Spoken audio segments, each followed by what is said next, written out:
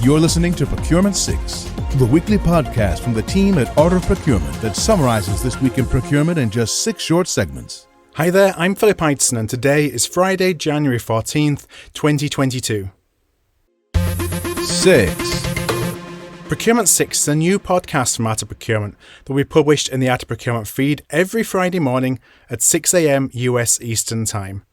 Presented by a member of the Art of Procurement team, each episode will have 6 short segments that summarise this week in procurement. Segments will range from procurement tips to podcast summaries, from details of events to news or overviews of blog posts that have captured our attention this week. This week's Procurement 6 is proudly sponsored by Zip, Intake to Procure. Zip is the world's leading intake to procure solution, one place for employees to initiate a purchase or vendor request. 5. This week on the Art of Procurement, we had no fewer than 4 guests featured in a special episode that I recorded as part of the BT-sourced Dare to Discover event.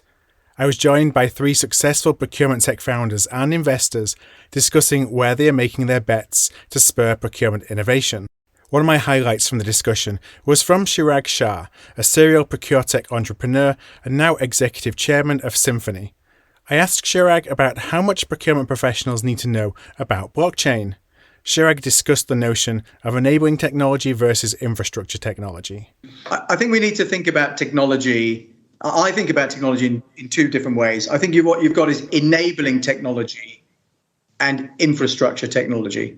Enabling technology is something that you do, right? So, for example, you choose to have a P2P system. You choose to have a CRM system. You choose to have a website, right? These are optional things that you can tap into to make your business, organization, operation more efficient if you feel it's going to help you. Infrastructure technology happens to you. You have no choice in it. So email, no one chooses to have it or not have it. It's happened, right? And you just get on the train, and that's now how you're going to communicate. Bluetooth is another example. Where, if you remember when Bluetooth, came out, everyone was like, "Oh, Bluetooth is going to change the world." It's going to do certain things in a very useful way, but no one had to make a choice. Do I go and buy Bluetooth or don't buy Bluetooth? It just happened. It's there. It's an option that is available to you if it helps you in a certain circumstance. Wi-Fi is similar. For me, blockchain is in that latter category. It's going to happen. It's not going to affect any of you. It'll just happen in the background, just like you use a credit card. Do you know what happens when you swipe your piece of plastic? No clue, right? I don't anyway. But it does the job. Money comes out of my account and I get stuff, right? And I'm happy. So I think blockchain is just going to be, this kind of infrastructure technology is going to come in. A few very, very, very clever people on the planet are going to know how it actually works and so on. All we're going to do is see things happen, faster, more visibly, with a greater degree of trust, greater oversight, and we'll think this is a good thing. So we don't necessarily need to know how the sauce is made, just how it tastes and how best we can use it. 4.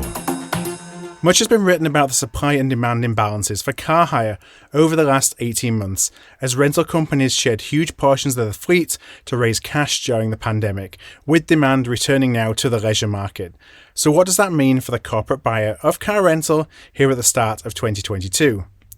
Well, we have partnered with Procurement IQ to dig into their treasure trove of over 1,000 indirect category intelligence reports, with new insights on the blog at Art of Procurement every Friday. And now may be a good time to start discussing your car rental contract, as the balance of power has shifted back towards the buyer. In Procurement IQ's Buyer Power Score, which measures the balance of power on a -5 to +5 scale, the score is currently at +0.7, or buy now.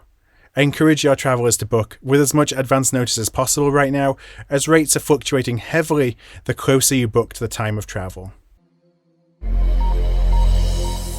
This is Procurement 6 from Art of Procurement. To get notified every time an episode is published, go to artofprocurement.com/subscribe. 3. Do you trust your suppliers more than the internet? Well, that was the question that Kelly Barner posted this week in a blog post on Art of Procurement that spurred debate on LinkedIn. Jeanette Jones, Kelly's co-author of Supplier Market Intelligence for Procurement Professionals, shared some great insight. Jeanette wrote that where I find the most value with company-provided content is with competitive intelligence, especially around roadmaps and strategy. Overall, with supplier and company research, especially with consideration to risk, the more authoritative sources that can be used to gather intelligence, the higher quality the research. One insight that does not get stressed enough is checking yourself for self-bias when proving or disproving your hypotheses. 2022 is barely 2 weeks old, and already the M&A activity suggests that procurement will continue to be a hot sector this year.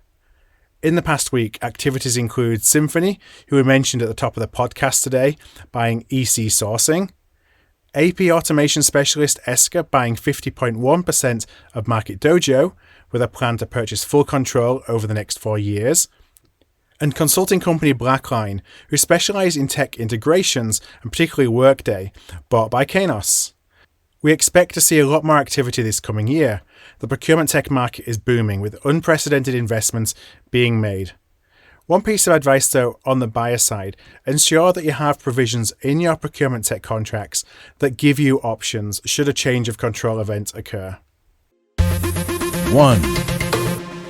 Are you ready for AOP Digital Outcomes? It's a brand new digital conference from Art of Procurement that will take place between March the 8th and 10th, 2022.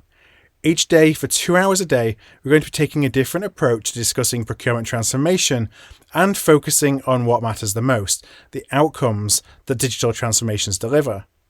Through the event, we'll focus on 3 key themes: driving strategy, speed, and scale. Register for free and you'll not only get access to the live event, but also all of the event recordings.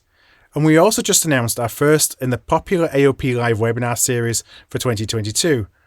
On January 25th, Heta Rica of Cievo and Flavio Montaloni of Bain & Company will take on the challenge of discussing ways for procurement technology to make the most out of its data. We'll discuss why procurement should embrace data and transparency, even when it hurts, how to actually leverage the dirty data trapped in your procurement systems, and what is a data-driven mindset and how should procurement use it. Just go to artofprocurement.com/calendar to find out more about these events and all the other events that we have in store at Art of Procurement. Also, please let us know your feedback on Procurement 6 and share your stories for consideration at artofprocurement.com/contact. Thanks for listening. We'll be back next Friday at 6 a.m. U.S. Eastern Time. If you've enjoyed this pod, help us grow and tell your peers to search for Procurement 6 wherever they get their podcasts.